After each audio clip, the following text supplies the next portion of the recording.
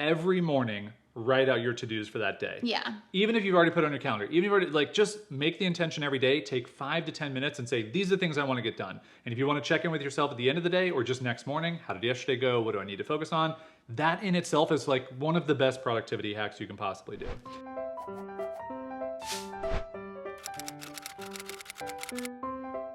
Well, hello and welcome to another episode of The Uncertain Times. How you doing? How's it going? How's everybody Just doing? How are you?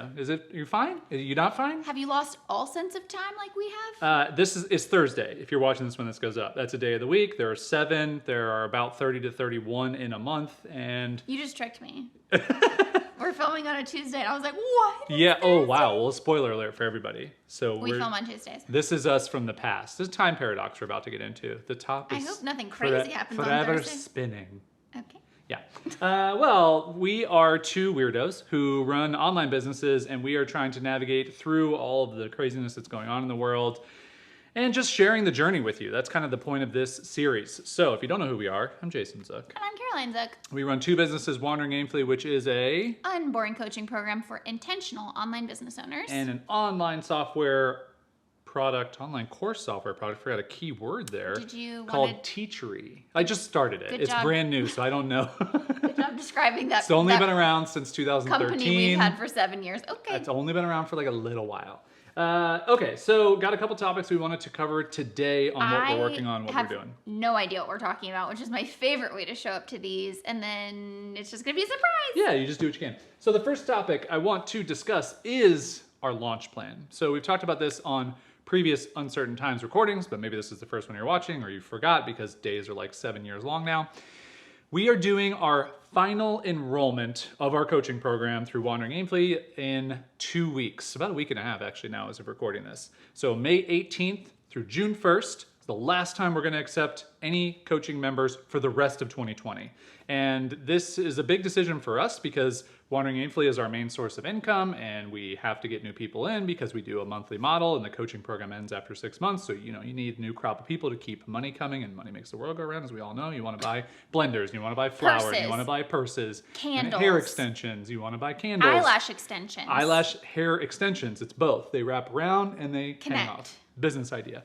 Anyway, this is our last launch for this. This is our last push because our goal is in 2021 to travel, which who knows if we're going to do that. Keep you posted on that later on in the year.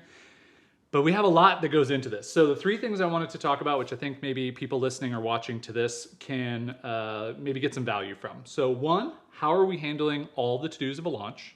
2, Love it. how do we prioritize those things? Because just writing them all down is not enough. And then 3, how do we avoid getting stressed out during this process?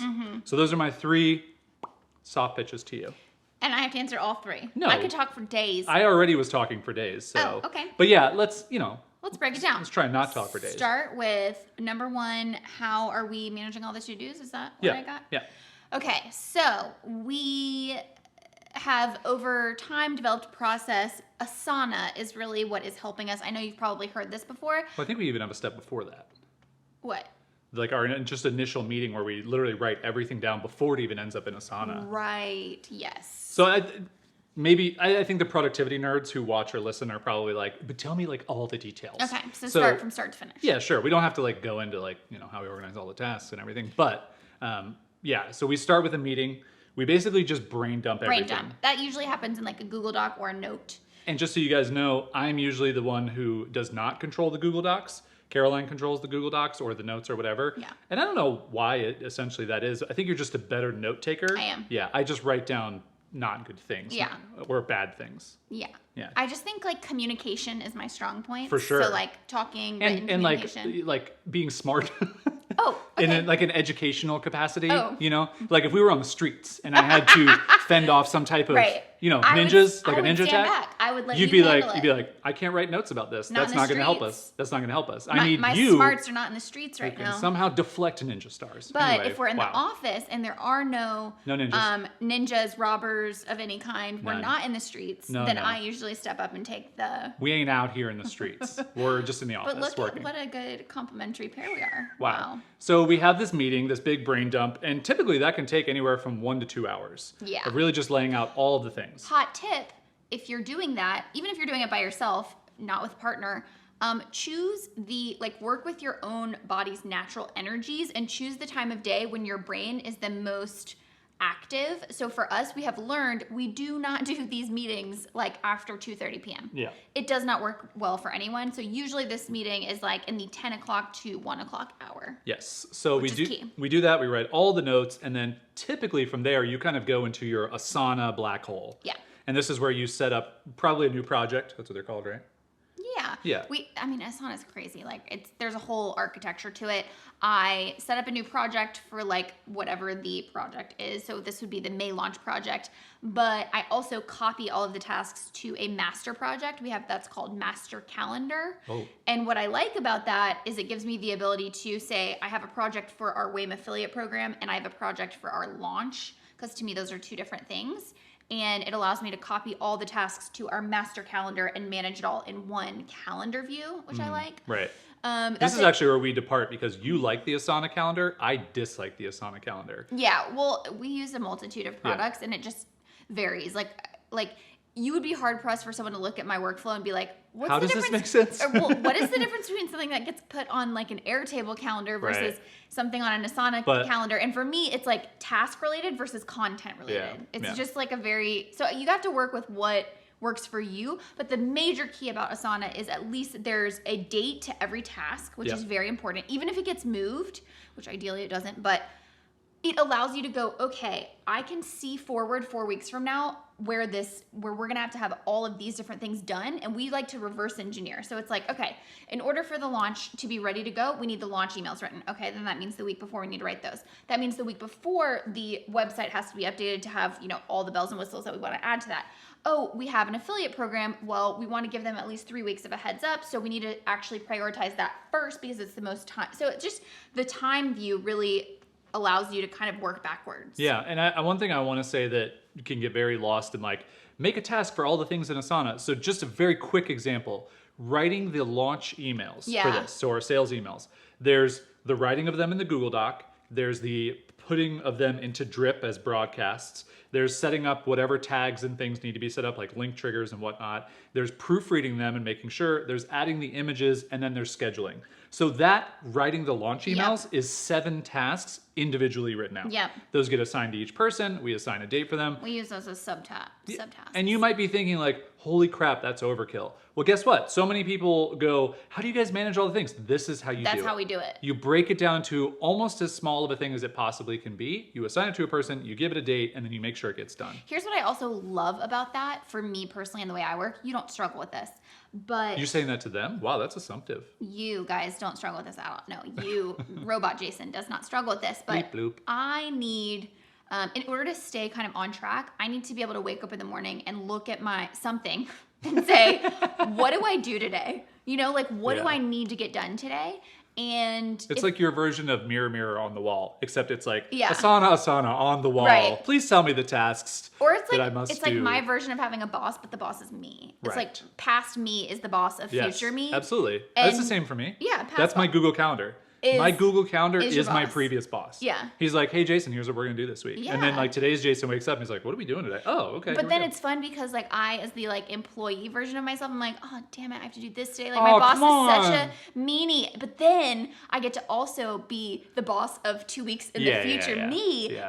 So you can play with the power dynamics Again, there. Inception stuff. Okay, so the big meeting, the Asana list, I then take my to-dos and I put them on Google Calendar and I block off time for those. And I don't do that. I do that day by day. So in the morning, I will sit down. I'll do my little self-care thing in the morning where I do journaling and I do meditation and all that stuff. And then that puts me in a really good kind of energetic place to slip into work mode. And I sit down and I say, okay, according to Asana, these are the 3 big things I have to get done today. What timing and order do I want to get those done in based on how I feel? This is how we're different. Jason does not work based on how he feels. He just says... I just work. He just works. He Yeah. just goes, great. I will say that's not 100% true because with plaques passing and with all the COVID stuff, I definitely was a had human some. for a week or Cool. 2 So or 3 or 4. there's even days like last week, I think I had a day. You're just like, I can't do this right now. And I was just like, nope, I have no focus for some reason. I just can't do it. So it happens. Okay, that's great. Yeah, I'm evolving. And I think most of us are that way, where it's like certain, as we mentioned with the meeting, certain tasks are better suited at certain times of the day. So I'll look at my schedule and I'll say, okay, great. Like I need to crank out these slides I also really need those micro containers. Like I'm going to give myself 1 hour to do this task. Yeah. And wherever I get on the end of that, and then I pepper in like rewards for myself throughout the day. So it's like, all right, if I get these slides done in an hour, I can like play my little iPhone game that I like to play for 15 minutes or watch a YouTube video. And that makes me feel joyful and like I'm not just like hard focused for every hour of the day. So I think that's how we get all of the things done to-do wise. So then how do we prioritize those? So we have this whole list. Yeah. How do we pick what gets done first? I mean, we go back through and we say, kind of like we just look for the factors of prioritization. One of them being one we already mentioned, which is the timing. So for example, the affiliates, we had to get out sooner than everything else because we needed to give them time to come up with a plan. But then you also start to see, like, you see the house of cards being built and you go, okay, well, we can't send the affiliate emails until we have the basic launch schedule. So let's actually prioritize that first. So you kind of reverse engineer everything and then go, you trace it back. Like, okay, what needs to be in place in order for us to do this task? Yeah. What needs to play until you get to something that doesn't have a dependency, that doesn't require anything else, and you start there. Yeah. Another prioritization then in general, if something doesn't have a time quality to it, I think we sit down and go, is this going to move the needle for us? Right. So for example, we had a meeting where you were talking about doing another YouTube video, and we were looking at all the stuff we had in front of us, and this was like to kind of drum up excitement and marketing before. And as we looked at our bandwidth, we said, okay, what's the purpose of that task? Is it going to move the needle for the launch? And if the answer is I don't know, then we need to focus and prioritize something that we know will move the needle. So, like writing the really good launch emails or coming up with like an Instagram lead strategy, something like that. Yeah. Yeah. We tend to really weigh, you have all these to-dos because those are all the things that you think that you need to do, because that's the other thing. You make a lot of assumptions during all this process and you go through them and you go, okay, what's really important? What can be removed? And, something like creating more in-depth YouTube videos leading up to our launch. We're already doing the Growing Through It case study, or Growing Through It series, which we're going to talk about in a second. So it just doesn't really make sense to invest like 10 to 20 more hours per week on a YouTube video when we already are doing as much YouTube as I think matters for us. Right. It's like if we invested 10 to 20 hours on emailing back people who have emailed us from our newsletters, that would probably be a better use of our time. But the main thing that I want you guys to take away from all the things we just mentioned is write it down. Yeah. I don't care if you use Asana. I don't care if you use a Google Doc. Get it out of your brain and start to rearrange things and start to assign dates to things and then start to prioritize things. And I promise you, like, it will make your life a lot better. One of the best life hacks you can possibly do is every morning write out your to-dos for that day. Yeah. Even if you've already put it on your calendar, even if you've already, like, just make the intention every day, take 5 to 10 minutes and say, these are the things I want to get done. And if you want to check in with yourself at the end of the day or just next morning, how did yesterday go? What do I need to focus on? That in itself is like one of the best productivity hacks you can possibly do. Okay, so let's talk about how we avoid stress during a launch. Go ahead. I think prioritizing your own self-care apart from work things and learning from in the past, everyone, like we said, works differently. So for me, I really need to balance short bursts of focus, but I can't do that for a prolonged period of time. So I was saying like peppering in the breaks and the little rewards and those things, because that tells my like subconscious brain like, oh, this is joyful, like this is fun, like yeah, you're focusing, but also, and so my problem is like when I get to a work day where I'm like, I gotta work from start to finish, and every second is a moment lost in order to move the ball forward, and like that's what stresses me out. Is like the time crunch element. For me, it's getting everything done way ahead of time. Right. So we have done plenty of launches where we are writing the sales email the night before during the launch. It's so fun, and we don't fight about it, and everybody's great, and nobody's anxiety flares up during that. There's already, if you've ever launched anything or if you've ever even thought about it, there's such a heightened level of stress. There's a heightened level of like, are people going to like this? Are people going to be offended by me doing more sales emails? Like just all of these thoughts that swirl around. What you don't need is the added layer on top of, I have to get this thing done and I only have a couple hours to do it. It makes it all so much more of a problem, and it makes it more hectic. So for us, that's why we try and have every single thing done for a launch literally at least a week ahead of time. Yeah. And so yesterday we actually sat down and we really looked at the time of like, what are we spending time on now? Okay, what's this week? What's next week? What's the week after? Because that's basically, I think, how many weeks we have until the launch. And then we figure out what needs to be prioritized and what has to be done before certain times. Yeah. And so the goal is to just get everything done, have every sales email written, have the sales page ready to go, have every single tagging thing, all the affiliates, just everything ready so that the day launch starts, which for us in this one is May 18th, we have nothing left to do except either hit publish on things or put things out on social or answer emails, and everything is just ready to go. Yeah. I think for me also a thing of going back to our first question, that's what helps me manage the stress is knowing that I've assigned a time to every single task. So I know in my brain that there's enough time to do what we need to do. Yeah. It's years before when we didn't do that and we just it was all swirling around in my head and my brain would just constantly worry about, I don't think we can get this done. I don't think we have enough time to get all the things done. And by breaking it down into small pieces, it's like my brain can be like, no, we do. Because I already thought about that. Previous me, boss me, already thought about it. And she said, Boss Carol. yeah, if you stick to the schedule, you can do it. And then it just becomes really sticking to that schedule and allowing yourself to choose what is good enough. Yep. What's a good enough sales page? What's a good enough email? And not allowing yourself to spend 20 hours on one task. Yeah.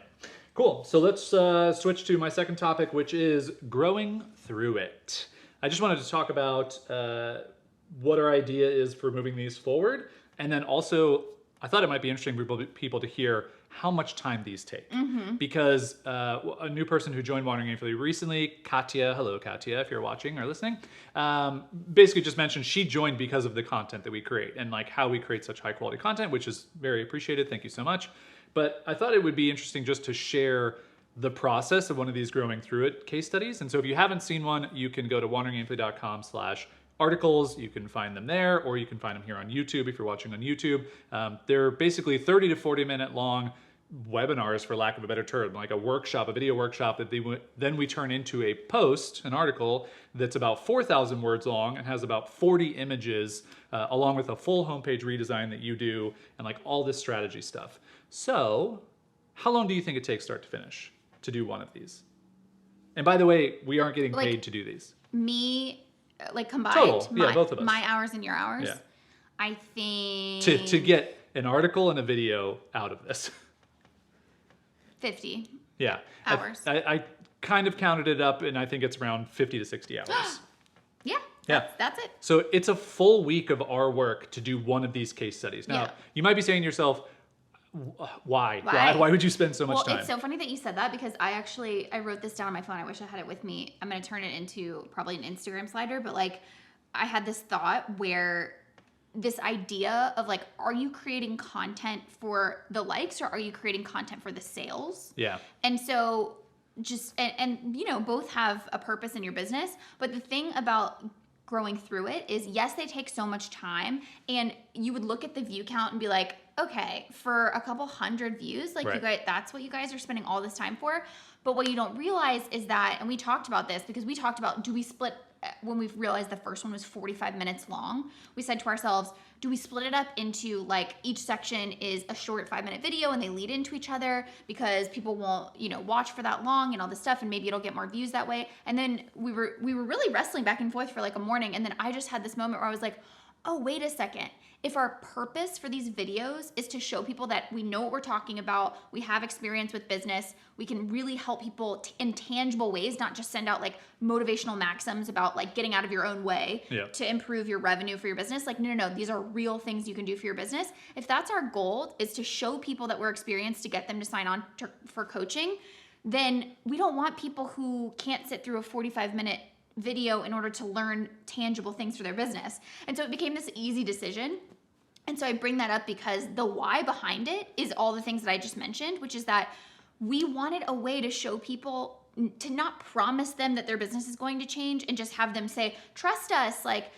There's so many coaches out there that do that. It's no. If you want to trust us, or if we want you to trust us, we need to build that trust by showing you that we know what we're talking about. Yeah. And I think so much of that decision to let those videos be as long as they needed to be to get the job done, which we decided was such a great lead into, if you're willing to watch a free video where we go through someone's business start to finish, we apply this 5-step checklist, and that's our Growing Through It video series. Then when you get into our coaching program and you now have 7 recorded sessions that are basically all the topics that we go through in a Growing Through It video, and now you have an hour in each of those where you can learn exactly what we talked about to apply to your business, there's not a better roadmap to lead someone through from you're not a paying customer, you're a stranger, as we talk about on the mainland, to then coming over to our castle, as we also discussed, which is our product, and purchasing. Yeah. And so that really makes sense. And I think you're doing it for the sales, not for the likes, is such an important thing to think about when you're thinking about the content that you want to create is, what is the point of this piece of content? Yeah, and even if it's going to be something that gets lower engagement or lower vanity metrics, if you know that it's going to move the needle for the right person in order to trust you, then I think it's worth doing. The other thing that we don't really talk about that often is that's behind the why is we really like it. Yeah. Like I've been working on these videos and like I love going deep on one person's business so much. And this is how you know also that I think that you like are meant to be an entrepreneur is like you just love the puzzle of business so much. Yeah. Like I wish I could do it to every person who submitted a survey because I'm like, I know that we can help every single one of you improve your business. Like you have to do the work and you have to take action on the things we give you, but guaranteed all of these suggestions are things that if you experiment with them, they will get you closer to your goal. I know that for a fact. Yeah, for sure. And I think one thing that's come up in this process of doing these, so you're working on the 3rd one right now. We have 2 of them that are released. We're probably going to do a version of one more to actually do during the launch live to actually kind of, so we haven't totally figured that one out, but we're pretty much set on it. But what we've talked about is, and this is not to throw you under the bus that you have to do this, but we are hopefully going to do one of these a month moving forward for our Wandering Aimfully members. Yeah. For our coaching members, for people within our community. And that's our hope. Fingers crossed, don't hold us to that. But our goal is to be able to do that. And maybe we'll be able to figure out a simplified version that's not the 60-hour or 50-hour version, but it's like the 10-hour version. Right. So that it feels like something we could do once a week.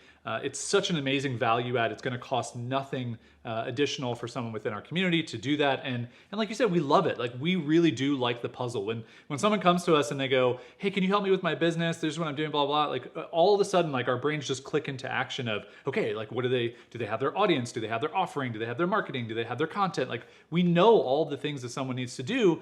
And when you're that person, it's so hard to see all the things that you need to do because you're so close to it and you don't know, oh, these are the things that aren't even clear at all to someone else when they're looking at my business. Yeah. The other thing that I would say that can hopefully be valuable to someone listening or watching out there is we never would have come up with this idea if we hadn't been willing to experiment with our content and try different things. And so if you're kind of like, oh, well, what content do I create or what do I do? Think about your processes. Yep. Think about like who you're helping all the time and what process you've developed over time, what patterns you've seen. That's what helped us come up with this 5-step checklist is like, there's a pattern to the things that we recommend for people. And so it just took us sitting down and going, oh, what is that pattern? We couldn't put steps to it before, but now we've outlined it. And now it's given us this great framework to walk through for people's businesses. I didn't even tell you this, but I do these Monday check-ins with our members and we do it in Slack. And it's this thing called Momentum Mondays. It's a fun accountability thing that gets included if you want to do it with our coaching program. And that's not to sell you on that, it's just to bring up an example. There's a gentleman who has this business that he wants to start where he does video tours and photo tours of homes that are up for sale. Because so often, some people do a good job, but most people don't. They just take iPhone photos and it's such a bad experience. And he's like, for like $200, and I don't know what the exact price is, but he's like, for $200, I'll go in and film a video, I'll take photos, it'll take me like 2 hours total to do it, and they can have such professional photos and videos. And I'm like, yeah, this is a great idea. This is something a lot of people would probably say yes to. Is it for the person trying to sell the house? Or yeah. Okay. Yeah, for the person trying to sell the house. And so his idea was, I'm going to cold call or cold email a bunch of realtors or people who are selling their houses and ask them if they want this service. And he's been really deflated because he's heard nothing back. Yeah. And I'm like, it's because you're trying to tell them what you're doing as opposed to showing. Yeah. So what you need to do is find someone who's willing to have you do this for free. Make the awesome video, make the set of photos. Then every time you email someone about this, you go, I can make your house look like this. Yep. That is the way to do it. So for us, the Growing Through It case studies, these things. It's exactly what we're trying to show people of, here's exactly what we can do for you. It's funny because I'm working on our third Growing Through It episode now, and that's a key thing in it. I know you don't know this yet because I've been working on it, but you know, he is a marketing agency, and it's like, I can't find a case study on his website. Right. And it's like, if you are going to be the agency that has integrity, that only you get paid if there are real results, show people what you can do for other people's businesses, what you've already done to get people results, you know? Yeah. Cool. All right. My last thought on my list, besides we have a little, each of us bringing a recommendation to you this week, was what's going on with Tea Tree? What's up with Tea Tree? And I thought I would bring this up because I think it's a really good illustration of you have to focus. Yeah. And so for us, you were working on Tea Tree a month ago, essentially, and it was your full-time thing that you were working on. And then when we decided, hey, we're going to go ahead with our last enrollment of our coaching program, everything had to shift to that because we needed all of your focus and momentum to be on that. And if we split that time, we're going to get half the quality of work or less, and we needed the full quality of what you can produce and you know what I can help you with as well. And so I think it's just a really good example of, we have this other business. I still maintain all the customer service. I have our developer I'm working with every day. Like, it's still going, but your part of it, this big rebrand, this big UI refresh, we had to put it on hold, which we knew, so that we could focus on this. Yeah, and honestly, it sucks, but I think it's such a lesson in patience for business. Like, you have to sometimes, for the better strategy of what you're trying to achieve, like Jason said, go all in on this other thing and have patience that you're going to come back to that other thing in time. So if I was a less patient person as a business owner, I would go, no, we have to keep moving the ball forward with Tea Tree. And like Jason said, I would try to pull my focus in all these different ways. But I take a step back and I know that the greater strategy is going to be to go all in on one thing at a time. And so yeah, we moved kind of the needle forward on Tea Tree in January and February, and then we shifted over, and now we're going to do this launch. And the second that the launch is over, I'm going to be able to go back to Tea Tree and really work on that this summer. Yep. And actually, we did that too, just from a perspective of, we knew that if there was ever going to be a window where we could make a big push for coaching, it wasn't going to be in the middle of the summer. Nope. Although I don't know what's buying patterns are going to be happening now. But usually, historically for us, summer is not a good launch time. Yep. So we knew, okay, as much as I want to continue forward on this path and work on Tea Tree all the time, because I was making such progress and it felt so good, I have to do the smart thing and shift for a while. And this is another thing we talked about in the second Growing Through It episode with Lauren's business is, just because you go all in on one thing or pivot your business for 3 to 6 months does not mean that that's your path forever. Yeah. It just means, oh, I think of like business like a chess game. It's like, oh, I'm making this move right now. And I know that 12 moves from now, it's going to be checkmate, but I got to move my pawn forward right now. And it seems like it's not that big of a move, but that move is going to set me up for 3 moves down the road. And you just have to think of business like that. Is what is the move I'm making right now, and you have to own that choice.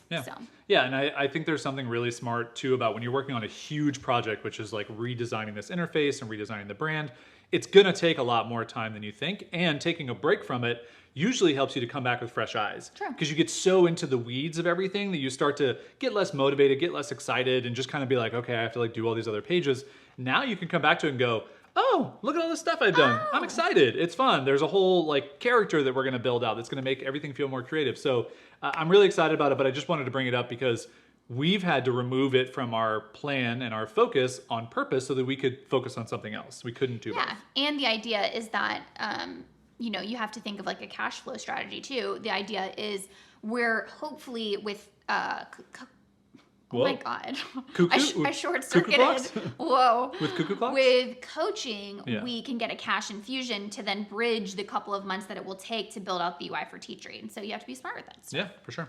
All right, let's finish up with our recommendations of this random episode here. We just decided to do one recommendation each. I decided, to be honest. Ladies first, what are you recommending? I'm looking at it. I have to recommend. I don't know if I've talked about it on other podcast episodes. I don't think so. I haven't even talked about it that much on my Instagram, which I love this thing so much that I need to talk about it more. But this is such a great example too of, you think that you love something and you appreciate it, and like the person who made it knows, because you love and appreciate it so much, like you haven't talked about this. And for that person to probably hear how you feel about it, it's going to make their day. I just think it's such an interesting little tidbit. To be fair, like lots of people are obsessed with this book. For sure. But the book is Untamed by one Glennon Doyle, and it is instantly in my top 3 favorite books of all time. Top 3? Yeah. Wow, nice. I'm gonna have to read it if it's in your top 3. It's really good. Yeah. What I love about it, it is primarily, I will just say, like, women are probably going to appreciate it the most, but I think that there's still nuggets of wisdom that men can learn as well. And at the very least, like, you'll understand me better after reading this and reading my underlines. I'm listening to her episode on Dax and just Dax Shepard, the Armchair Expert podcast. And just like, I mean, I've heard her talk before, but it definitely just gives me a whole different insight into like how you think, how you feel, because you're very much similar to her. But then I'm also very similar to her in some ways too. Yes. And like kind of like the alpha, but not like the like super alpha type of thinking. Yeah. So. It's fantastic. So it really tells the story of her. Are you doing a book review? I just want to tell people what it's about. Okay, yeah. But for those of you who are not familiar with Glennon Doyle and her story, she is an author. She's a very talented author. But in the past couple of years, she went under this like huge kind of life change, which is that she ended up ending her marriage to her husband. That kind of happened at the end of her last book. She found out he was unfaithful. That's what her whole last book was about. Ended up leaving that marriage and falling in love with Abby Wambach, the soccer player. Hilarious. And now they are married and have this beautiful blended family together. But it's really, the point of the book is, yes, that's the story of it, but it's really about, there's this beautiful metaphor of a cheetah, which is in the very beginning of the book, which I won't tell you too much about, but it's this idea that we are all so much more wild and true inside of us, but that the world has taught us to think about the shoulds, like I should have this much money, or I should do this, or a woman should act this way, or a mom should act this way, or all these different things. And they're like cages that kind of cage us in and tame us. And the whole point of the book is kind of shedding those layers and becoming, the wild version of yourself and doing what's right for you inside and not just living by anyone else's rules. But the thing I love about the book, it's not just the message behind it. It's the way that it's written. Yeah. It's written in these short stories that are like 2 or 3 pages long. And the names of them are just nouns. So it'll be like sparks, polar bears, tick marks, keys, imagine. And my favorite thing about it is that like you'll read it and you won't really know like what the name pertains to until you get to like the end or the zinger. She has this like way of wrapping up a short story with this zinger that just like makes you think in such a different way. And I have the whole thing is like underlined. Yeah. And it's just so good. And cool. All right. Well, before you get lost into like reading it. Well, I was trying to see if I found a thing that would, but. I mean, I think you sold people on it when it's top 3 books if you've ever read. Yeah. Yeah. It's also granted you've only read 4 books. It's been like #1 on the bestseller list for like 3 weeks, which is a big deal. Cool. All right. My recommendation is completely different. It is a departure from anything serious, and it is very silly. Our friend Jason Marco told me about this YouTube channel, and somehow I'm 5 years behind ever finding it. Millions of people have been watching the videos. It is called You Suck at Cooking, and it is amazing. Amazing. Refreshing lemonade, also known as sweet and sour juice, is great because you only need 3 ingredients: a pitcher, a glass, and lemonade. You suck at cooking, yeah, you totally suck. It's amazing. First of all, can you name the tool that we use to cook things? Wang Jangler. The Wang Jangler. Wang Jangler. It's so good. Just like his narration, his just train of thought. Give people the premise. It's just like him cooking recipes, but they're just like mediocre recipes. Very mediocre. But his editing and his dialogue like is great. Is hilarious, and just like he just makes up words all the time, which really resonates to me because I make up words all the time for every video ends with just like footage of like an animal in nature with a song that he made up. Yeah, it's so good. If you have not heard of it for some reason, you've been under a rock like I have, go check it out. If you have heard of it, maybe you haven't watched a video in a long time, tell them to start with, watch. What was the very first one? Lemonade was the one I showed you. Was not the first one. It was the one right before that. What was it? I don't remember. But go find the lemonade one. Is such a great one to start with, just because obviously it's like you don't need a recipe for lemonade, which is perfect. Oh, it was the salad one. Yeah. Anyway, any of them will be fine. Any of them will be fine. They're all funny. You Suck at Cooking is my recommendation. Get a laugh. I spent like 2 hours watching 3-minute videos. I'm gonna go watch one after this just because they make me happy. All right. Well, that's it for us. We would be selling ourselves short if we didn't actually give a little bit of a shout out to ourselves and our launch that we are working so hard on. So if you watch these videos, if you watch the stuff on YouTube, if you listen to our podcast, if you've been thinking, you know what, I just need someone to give me a nudge in my business. I need some practical, actionable things that I can focus on every single month. I need some accountability. These Zooks are hilarious and weird and silly, and I just want to be around what they're doing. We'd love to have you join our coaching program. It opens up May 18th to June 1st, the last time for 2020. We're going to have some pretty awesome bonuses included because you kind of have to. Plus, it's like our last hurrah with it. So we really want to make it a no-brainer. So if you want to find out everything about that, definitely get on our email list. Go to wanderingaimfully.com/newsletter. That's the place. That's where you can get on the email list. And you also get like some cool little downloads for signing up. And that is where you will get all the information about the launch and joining us inside coaching. We're super excited. And we're just going to plow right ahead, keep working on these Growing Through It videos for you guys. Yep. Yeah. Hope you enjoyed this episode.